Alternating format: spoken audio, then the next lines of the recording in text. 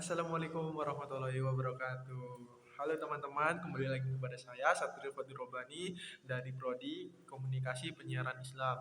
Nah, saya dari kelas KPI 4. Kali ini saya akan menjelaskan atau menerangkan tentang belajar menjadi pribadi yang beriman. Nah, berhubung sekarang zamannya Gen Z berkeliaran ya di luar sana, atau kita pun tersendiri termasuk menjadi Gen Z. Apa sih yang termasuk Gen Z? Gen Z itu anak-anak milenial yang dari tahun 2000 sampai sekarang. Itu termasuk anak Gen Z menurut saya pribadi. Nah, banyak nih anak-anak sekarang itu, anak-anak Gen Z itu yang masih belum mengetahui atau belum menjadi Islam yang beriman. Nah, contohnya adalah, contoh sedikit ini adalah kita mendengarkan azan saat berkumandang pada waktunya. Namun kita masih sibuk melakukan hal-hal yang seperti yang sering kita lakukan, contohnya scroll TikTok, main Mobile Legends, atau main game-game yang lainnya. Nah, kita sebagai muslim atau sebagai eh, muslim yang beriman, seharusnya kita itu saat ada azan berkumandang, kita harus pergi ke masjid untuk melakukan sholat terlebih dahulu, karena kewajiban kita yaitu sholat, tidak bermain game seperti itu. Nah, ini aku telah membaca sedikit kutipan dari artikel pengembangan diri menjadi pribadi yang mulia. Nah, ini sangat cocok buat kita-kita warga gengsi ya, yang masih lalai dalam sholat, lalai dalam melakukan hal-hal kebaikan. Dikarenakan kita sudah terjerumus dari eh, lingkungan kita atau pertemanan kita yang sedikit mulai lalai dalam beriman. Banyak teman-teman kita yang sering kita ingatkan untuk melakukan sholat atau melakukan beribadah, tetapi menolak ajakan kita karena dengan karena karena dianya tidak kurang tertarik dengan ajakan kita. Nah, kita sebagai Gen Z yang beriman itu harus mengajak teman-teman dengan trik-trik yang cukup biar mereka sadar bahwa kita ini hidup di dunia hanya sementara, seperti itu.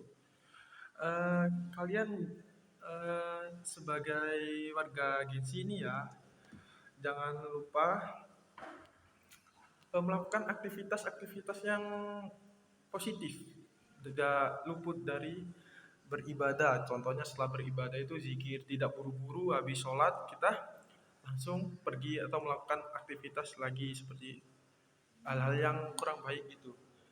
Jadi kita itu setelah melakukan ibadah, setidaknya kita berzikir, habis berzikir itu berdoa, dan habis berdoa baru kita murojaah lagi hafalan kita, seperti itu. Jangan terlalu bergegas-gegas habis sholat, kita harus sudah lari mau kemana gitu. Nah, dari buku pengembangan diri menjadi pribadi gini sering muncul ya sosok-sosok di antara sekitar kita itu mengaku Islam tapi tidak beriman tidak beriman dengan baik. Contohnya yang itu tadi yang kita bahas, yaitu saat azan berkumandang kita masih lelet untuk pergi atau melaksanakan sholat kewajiban kita.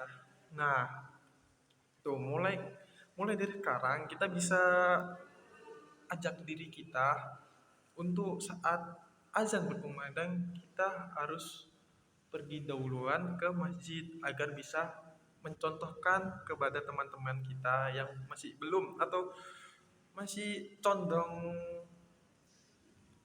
bermain gadget atau bermain aktivitas lain. Nah, meskipun kita telah mendungkur mereka dengan secara halus atau mengajak mereka dengan secara halus, tapi tetap mereka tidak ingin mengikuti kita, tidak apa-apa, jangan putus asa. Mungkin suatu saat nanti mereka akan sadar bahwa kitalah yang benar, dan sebagai Gen Z yang sudah memiliki iman yang bagus, yang beriman, sudah ya saya acungi jempol karena tidak mudah mempertahankan itu karena kita harus konsisten betul di jalan itu. Oke. Nah, buku ini diharapkan menjadi regi dalam mengembangkan corak keislaman yang menjadikan seorang keyakinan agama yang kuat dan pengalaman ibadah yang mantap. Dah, dari keyakinan yang kuat dan ibadah yang mantap melahirkan sosok seorang muslim yang tampil dan kepribadian yang mulia, peduli dari sekitar kita dan toleransi dengan segala perbedaan yang ada. Nah, meskipun kita ini di Indonesia mayoritas kita Muslim, tapi kita harus saling respect kepada kalangan yang berbeda-beda agama. Nah, seperti itu. Jangan saling mengolok. Kita mengaku diri kita Islam, tapi kita saling mengolok antar beda agama. Itu tidak baik ya, teman-teman. Jadi kurangi atau bisa jangan. Oke. Nah, oke, lanjut. Dari corak keislaman yang memandukan ilmu dan amal serta akal dan kolbu diharapkan akan membimbing umat memiliki kekuatan akal atau argumentasi yang kuat untuk menolak corak keislaman yang radikal, sementara pada waktu yang sama akan menguatkan integritas moral dan akhlak. Nah, ketika teman kita melenceng dari ajaran Islam, mungkin kita bisa menguatkan atau mengingatkan mereka agar tidak terlalu terjumus dari kesesatan itu. Oke, baik, sekian itu saja yang bisa saya sampaikan. Jika ada salah kata, saya mohon maaf. Wabillahi taufiq wal hidayah. Wassalamualaikum warahmatullahi wabarakatuh. Dadah.